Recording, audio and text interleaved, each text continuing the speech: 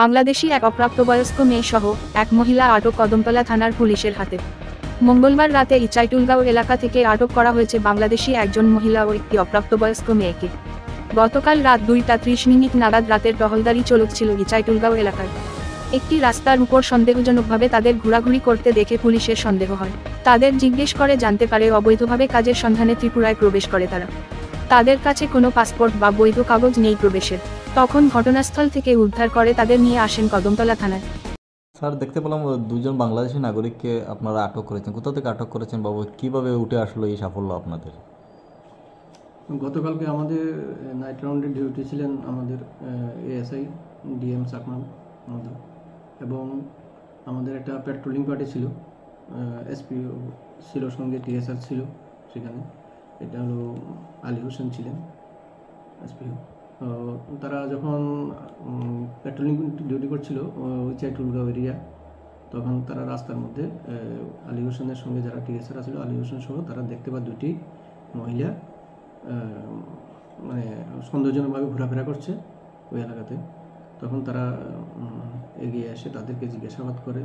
তখন তাদের কাছ থেকে তারা জানতে পারে তারা নাকি বাংলাদেশ থেকে এসেছে, রাস্তা হারিয়ে ফেলেছে, তারা কাজের জন্য এসেছিল। তো এবং তাদের এই আসার পথে ভারতের 2-3 জন নাকি যুবক ছেলে তাদের সহায়তা করছিল।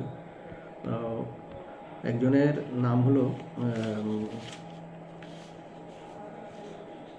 মিস এমএসটি, মানে রুবেদা, বয়স হলো 60, wife of late Mohammad Sharif, LS নাম আছে একটা মুসুবি, আর হলো ভিলেজ হলো শিকদারপাড়া, পিএস নিরা, বাংলাদেশ। আর সাথে একজন ছিল অপ্রাপ্তবয়স্ক মেয়ে। তারা দুজনে তখন তাদের ভালো করে জিজ্ঞাসাবাদ করে জানতে পারে তাদের কাছে কোনো বৈধ কাগজপত্র ইন্ডিয়া প্রবেশের নেই বা পাসপোর্টও নাই তাদের কাছে। তখন সে নাইট পার্টি, যে আমাদের নাইট রাউন্ড ডিউটি ছিল, মোবাইল ডিএম চাকমা মহোদয়কে ডাকছে যে আমার মনে ঘটনা। তখন উনি সেখানে গেছেন, গিয়ে দেখতে পান তারা দুইজন মহিলা। তখন তাদের আবার জিজ্ঞাসাবাদ শুরু করে। জিজ্ঞাসাবাদে তারা জানতে পারে জানি যে তারা বাংলাদেশি এবং তারা কাজের সন্ধানে অবৈধভাবে ভারতে প্রবেশ করছে।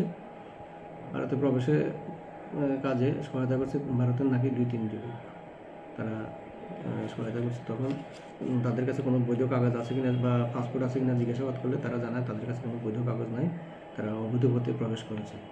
তো তারা এর পরবর্তী সময়ে উনি তাদেরকে ডিটেন করে থানায় নিয়ে আসেন এবং একটা সুমোটো কমপ্লেন করেন আইসিপিএসের কাছে। তখন আইসিপিএস এটা কেস রেজিস্টার করেন এবং কেস রেজিস্টার করে আমাকে এটা এন্ডোর্স করেন ইনভেস্টিগেশনের জন্য। তখন আমি এখন ইনভেস্টিগেশন করে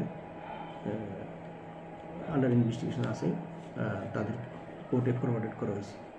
আজকে কোর্টে ফরওয়ার্ড করা হয়েছে? হ্যাঁ, আজকে কোর্টে ফরওয়ার্ড করা হয়েছে।